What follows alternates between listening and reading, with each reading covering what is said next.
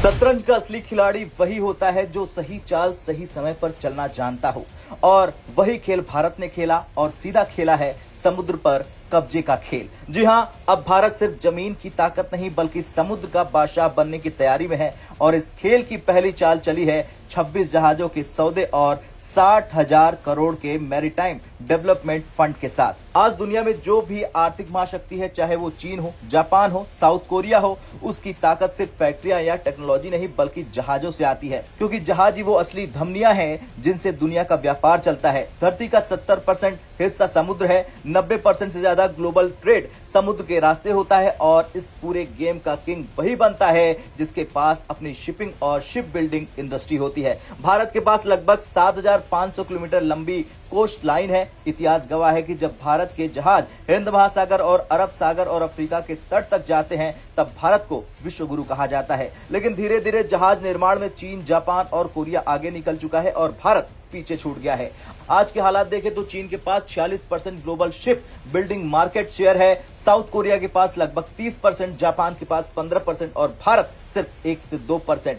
यानी कि दुनिया के जहाज निर्माण में भारत की हिस्सेदारी लगभग नगण्य है। कारण क्या है? जहाज बनाने में बहुत लंबा समय और भारी इन्वेस्टमेंट चाहिए। भारत के शिपयार्ड्स को कभी सस्ती और लॉन्ग टर्म पूंजी नहीं मिली। टेक्नोलॉजी अपडेट में कमी आई है। लॉजिस्टिक सपोर्ट जैसे कि ड्राई डॉक्स, रिपेयर हब्स बहुत सीमित रहे हैं। इसलिए भारत अपने बड़े जहाजों की मरम्मत और इंजनों के लिए विदेशों पर निर्भर रहा है। लेकिन अब कहानी बदल रही है। भारत सरकार ने ऐतिहासिक फैसला लिया है कि मैरीटाइम डेवलपमेंट फंड को 25,000 करोड़ से बढ़ाकर सीधे 70,000 करोड़ किया जाए। ये सिर्फ एक फंड नहीं बल्कि भारत का समुद्री पुनर्जागरण है। और इसी के तहत पहली चाल चली गई है। शिपिंग कॉर्पोरेशन ऑफ इंडिया ने $2 बिलियन का सौदा किया है। इस डील के तहत भारत में बने 26 नए जहाज खरीदे जाएंगे। यानी अब भारत सिर्फ आयात नहीं करेगा बल्कि अपने जहाज खुद बनाएगा और खुद चलाएगा।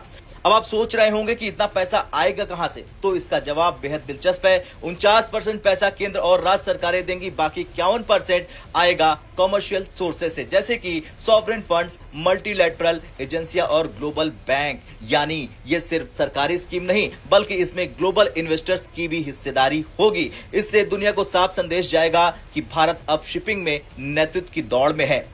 हालांकि ये सब कुछ आसान नहीं है। भारत के सामने बड़ी चुनौतियां हैं। मरीन इंजन, आज भी जहाज का दिल यानी इंजन भारत दूसरे देशों से आयात करता है। अगर भारत इसे खुद बनाना शुरू कर दे तो सच में भारत दुनिया को टक्कर दे सकता है। इधर अमेरिका ने भारत पर टैरिफ का दबाव बनाने की कोशिश की। कपड़ा, चमड़ा, मशीनरी, ऑटो पार्ट जैसे सेक्टर्स पर असर पड़ा। लेकिन दिलचस्प बात यह है कि जुलाई में भारत का अमेरिका को एक्सपोर्ट 20% बढ़ गया। यानी अमेरिका चाहे जितना टैरिफ लगाए उसे भारत की जरूरत बनी रहेगी और यही मजबूरी अमेरिका को अंत में झुकने पर मजबूर कर देगी। खैर, भारत का लक्ष्य साफ है, 2047 तक दुनिया के टॉप 5 शिप बिल्डिंग पावर में शामिल होना। सोचिए, अगर ये सपना सच हुआ तो भारत सिर्फ एक आर्थिक शक्ति नहीं बल्कि समुद्र का असली बादशाह बन जाएगा। 26 जहाजों से शुरू हुआ ये खेल शायद उस कहानी का पहला अध्याय है जो आने वाले समय में भारत को जापान, चीन और साउथ कोरिया जैसी ताकतों के बराबर खड़ा कर देगी। अब आपका क्या कुछ कहना है? जिस तरह से भारत सरकार ने बड़ा फैसला लिया है उसे लेकर कमेंट कर